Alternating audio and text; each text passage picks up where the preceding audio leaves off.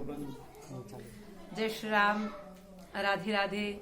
आज जैसा कि आप सबको ज्ञात है कि कासगंज के मोहनपुर कस्बा में और मोहल्ला पछाया में श्रीमद् भागवत कथा का आयोजन किया जा रहा है। कथा का आज द्वितीय दिवस है और कथा के माध्यम से जो श्रोता जनों ने कथा श्रवण की, आज का मुख्य प्रसंग रहा राजा परीक्षित को श्रृंगी ऋषि का श्राप। देखो, जब व्यक्ति धर्म की बात नहीं मानता, परीक्षित जी महाराज को रात्रि में एक स्वप्न हुआ और स्वप्न क्या हुआ कि उनके महलों में एक ऐसा कक्ष है, एक ऐसा कमरा है जो उन्होंने पहले कभी देखा नहीं है। स्वप्न देखते ही राजा परीक्षित सुबह खड़े हुए, उठ करके जब गए तो उन्होंने जाकर के देखा, बाहर लिखा हुआ था कि आने वाला भविष्य में मेरा कोई भी वंशज इस कक्ष को खोल करके नहीं देखे, आज्ञा से धर्मराज युधिष्ठिर। परंतु परीक्षित जी महाराज ने धर्म की बात नहीं मानी और दरवाजा खोल दिया। जैसे ही अंदर गए तो उन्होंने जाकर के क्या देखा कि वहां पर एक स्वर्ण का मुकुट रखा हुआ है। परीक्षित ने धर्मराज युधिष्ठिर की बात नहीं मानी, मुकुट को लिया, सिर पर धारण किया और शिकार खेलने के लिए चले गए। वहां पर जाकर के राजा परीक्षित को भूख लगी, प्यास लगी। प्यास से ग्रसित होकर के समीक मुनि की कुटिया पर पहुंचे। जैसे ही समीक मुनि की कुटिया पर पहुंचे, समीक मुनि समाधि में डूबे हुए थे। राजा परीक्षित के सिर पर कलयुग का निवास हो चुका था, क्योंकि परीक्षित जी महाराज पूर्व में ही कह चुके हैं कि 5वां स्थान स्वर्ण में दिया गया है कलयुग को, सोने में।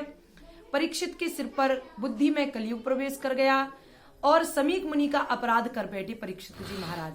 एक बाहर कुटिया के बाहर सर्प पड़ा हुआ था, बाण की नोक से सर्प उठाया और मुनि के गले में डाल करके वापस आ गए। लेकिन इधर जैसे ही समीक मुनि के पुत्र श्रृंगी ऋषि को पता चला तो उन्हें बड़ा ही क्रोध आया कि हमारे पिताजी का अपमान किया है।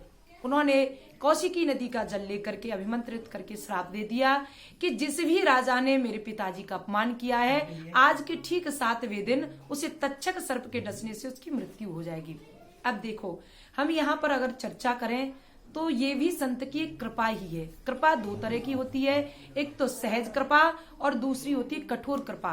राजा परीक्षित जी के जीवन में जो कृपा की है वो संत ने कठोर कृपा की है, जिससे कि आगे चल करके वो कोई ऐसा अपराध न कर पाए। हमारे यहाँ संतजन कहते हैं, कवियों ने भी बहुत अच्छा वर्णन किया गया है कि हमेशा हमें ध्यान रखना चाहिए कि हमारे मन क्रम वचन से कभी भी किसी साधु का अपमान न हो जाए। कवि वर्णन करते हैं, रखो ध्यान ये साधु का अपमान न हो जाए, अभिमान में आकर के जीवन न बिगड़ जाए। अभिमान किया दुर्योधन ने साधु विदुर जी का, अपमान किया दुर्योधन ने साधु विदुर जी का। मर गए सब कौरव, लगा कायली का टीका।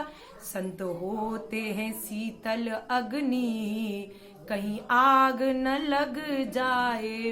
कहने का तात्पर्य यही है कि साधुओं के, हमारे शरीर से किसी संत का, किसी भक्त का, विप्र का, वैष्णव का अपराध न बन जाए। आज द्वितीय दिवस की कथा से भक्त जनों को यही संदेश दिया गया। और आप सबसे भी निवेदन है, जो भागवत कथा श्रवण कर रहे हैं, न्यूज चैनलों के माध्यम से पत्रकार बंधुओं का बहुत बड़ा सहयोग है, तो आप सबसे निवेदन है कि आप सब भी विशेष ध्यान रखें और समय हो तो मोहनपुर की कथा में आप सब पधारें। जय श्री राम, राधे राधे।